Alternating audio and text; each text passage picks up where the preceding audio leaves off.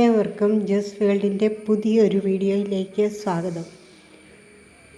Orchid ചെടികളിൽ മഴക്കാലത്താണ് കിക്കേഴ്സുകളും പൂക്കളുമൊക്കെ ധാരാളമായി ഉണ്ടാകുന്നത്.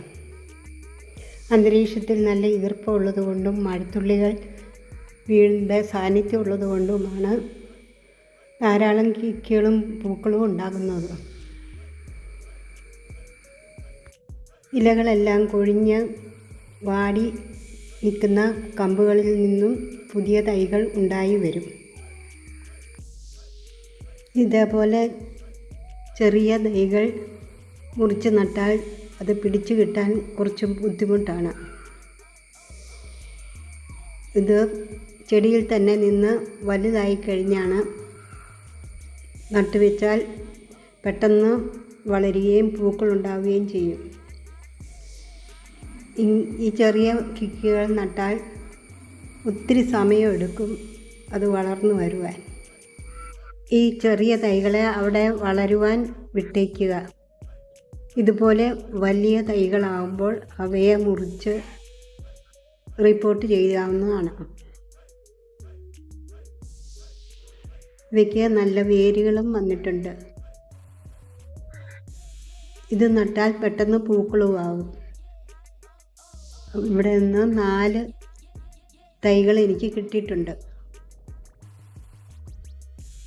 നല്ല വലിയ തൈകളാണ്. ഇത് നട്ടുവെച്ചാൽ പെട്ടെന്ന് വളരും. ഇതിൽ 2 എണ്ണം ഞാൻ ഡ്രിഫ്റ്റ് കൂട്ടിൽ പിടിപ്പിച്ച് വയ്ക്കാമെന്നാണ് വിചാരിക്കുന്നത്. അതിനായി ചരിയുടെ ചോറൊക്കെ കളഞ്ഞ് ഇങ്ങനെ എടുക്കുക. അത് ഓർക്കിഡിൻ്റെ വേരിൻ്റെ ആ ഭാഗത്ത് ചുറ്റിയിട്ട് ഒരു ചരടോ വള്ളിയോ എടുത്ത് അതിന്മേൽ നന്നായി കെട്ടിവെക്കുക. അത് അവിടെ അനങ്ങാതെ ഇരിക്കുവാൻ വേണ്ടിയാണ് കെട്ടിവെക്കേണ്ടത്. കുറച്ച് കഴിയുമ്പോൾ റൂട്ടുകളൊക്കെ അതിൽ പറ്റിപ്പിടിച്ച് ഇരുന്നോളും. അങ്ങനെ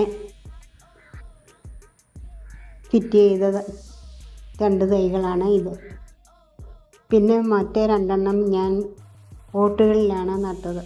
നല്ല അടിയിൽ നല്ല ദ്വാരമുള്ള ഹോളുകളുള്ള ചട്ടിയാണ് എടുത്തിരിക്കുന്നത്.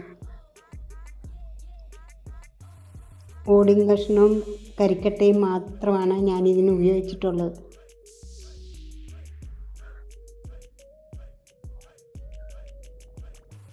കുറച്ച് ഇഷ്ടിക കഷ്ണങ്ങളിട്ട ശേഷം ചെടി അതിൽ വെച്ച് ബാക്കിയും കൂടി ഇട്ട് കരിയും ഇട്ട ശേഷം അത് അതിൽ നന്നായി ഉറച്ച് നിൽക്കത്തക്ക വിധം വയ്ക്കണം.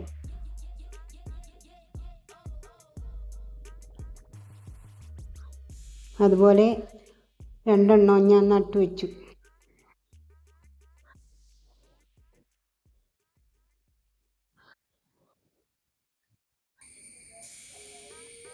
രണ്ടാഴ്ച കഴിഞ്ഞപ്പോഴേക്കും കണ്ടോ അതിൽ സ്പൈക്ക് വന്നു കഴിഞ്ഞു ഒരെണ്ണത്തേൽ.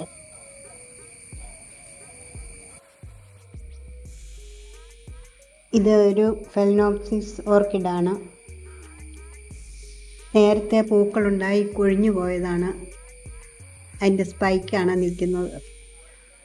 അതിൽ പുതിയതായി വേറെ സ്പൈക്കുകൾ ഉണ്ടാകുന്നതുകൊണ്ടോ അതിൻ്റെ മുകളിൽ 2 എണ്ണവും പതുക്കെ ഉണ്ടാകാൻ തുടങ്ങിയിട്ടുണ്ട്.